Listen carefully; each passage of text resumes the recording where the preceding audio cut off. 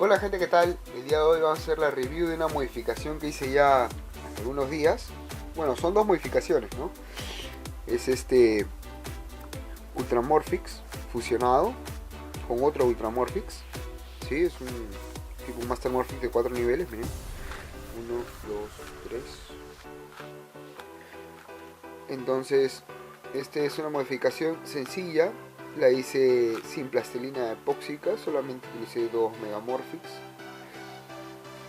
Y la otra modificación es este octahedro, también de 4 niveles, con las esquinas un poco, con los lados un poco redondeados. ¿Está? Se hizo también sin epóxica. Fue básicamente de las piezas que sobraron de este. Entonces vamos a llevarlo, ahorita hay un evento, vamos a llevarlo para que los muchachos lo prueben y me digan qué tal les va.